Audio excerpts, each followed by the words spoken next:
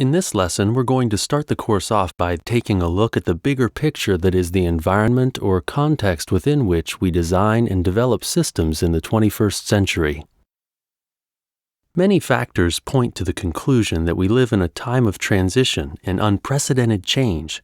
This change is both fundamental, rapid, and multidimensional. The overarching paradigm that is often used to understand this change is that of a transition from an industrial age to a post-industrial information age. We inherit a world of technologies and systems of organization that were born out of the Industrial Revolution, where the newfound knowledge of modern science was applied to engineering and developing the technologies required to support a new form of mass society. Mass society, unlike its predecessors, is focused upon the mass of people and thus required the development of engineered systems on an unprecedented scale. Key to achieving this was standardization, systematization, and economics of scale through centralization. The world we inherit is dominated by these large centralized systems of organization, such as governments, factories, and corporations. Inherent to this centralized model is the dichotomy between producers and consumers of products and services. Systems are designed and developed by a minority of professionals who create finished products that are pushed out to end users. The industrial model is focused upon the provision of tangible objects. These goods are designed as finished products that operate in relative isolation from each other and follow a linear life cycle from production to consumption and disposal. Lastly, these products have been largely designed and produced for the less than 20% of the world's population that forms part of the global middle class. We can say that the industrial model has been largely successful in what it was designed to achieve, the provision of a relatively high level of material standard of living for the mass of people within advanced industrial economies. We can also say this industrial model is well developed and, due to its success, is being exported or duplicated on a global basis. We can now move financial capital and the expertise to produce skyscrapers, motorways, and airports almost anywhere on the planet, from Shenzhen to Lagos. But as we transit further into the 21st century, a number of factors are working to reveal the inherent limitation to this model. We will now discuss the key drivers that are taking us into a more complex environment within which we have to design systems for in the 21st century.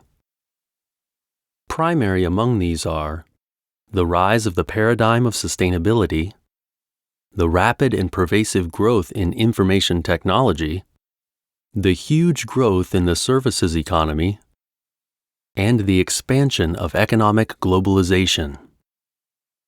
Firstly, sustainability. The growing awareness to the need for sustainability can be derived from a very simple equation that is a default position within the industrial model: exponential growth within a linear system that is dependent upon finite resources is unsustainable.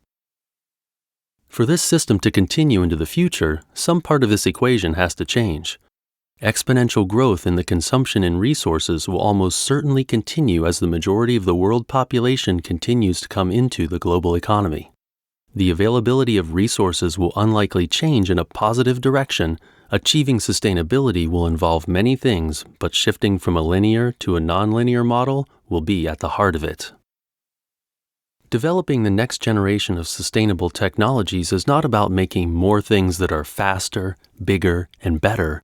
It requires us to design systems, that is, create synergistic connection between things that overcomes the dead-end effect of the linear model.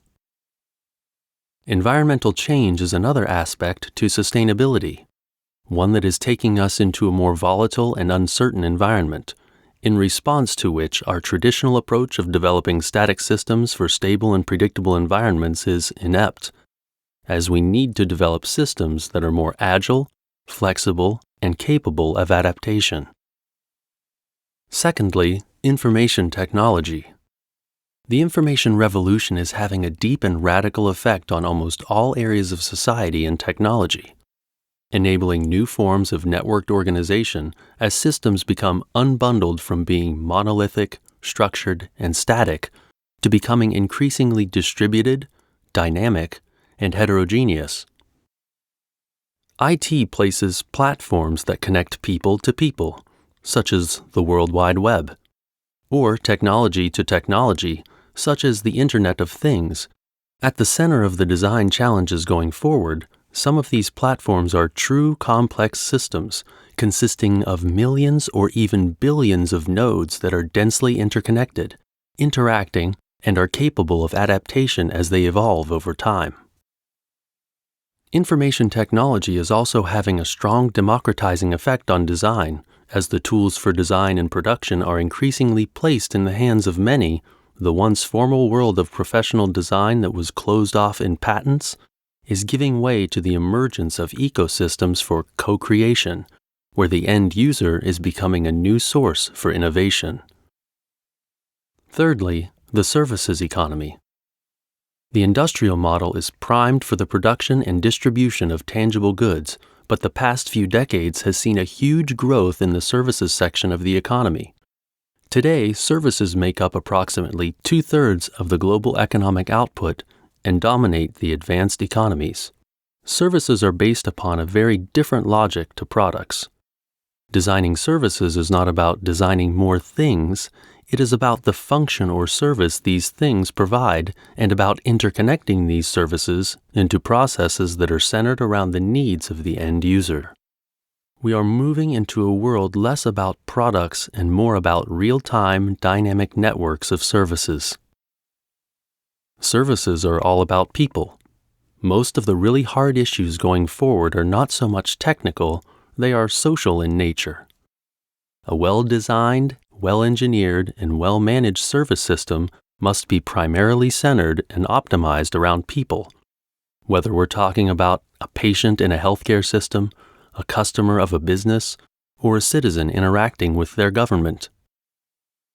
This leads us to one of the key themes in the design of complex systems. That is what we call socio-technical systems.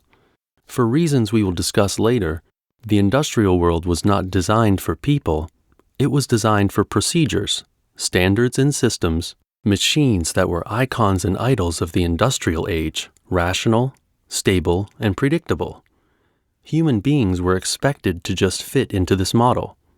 The net result of this is that we inherit a hugely alienating world that excludes the full engagement in resources of the social and cultural domain. We are only just starting to re-explore the huge potential they offer through such innovations as social networks. The world we will be designing for in the 21st century is more social.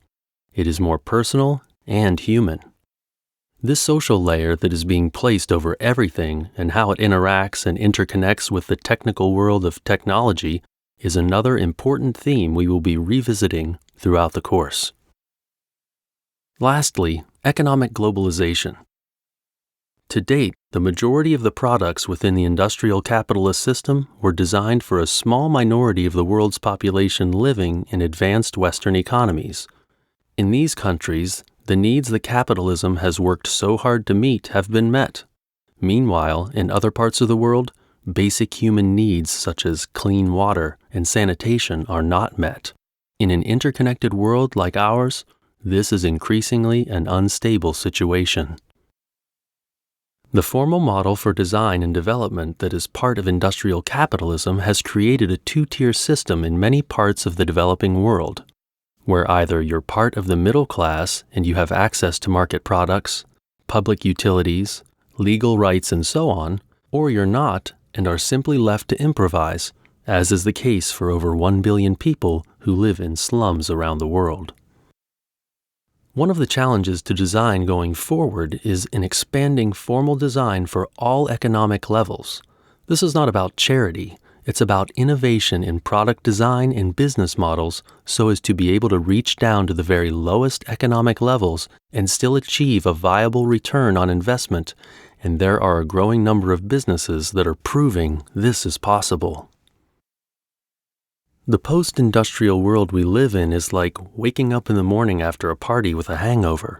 We inherit a world where we live inside of massive inert industrial systems that are surrounded by challenges.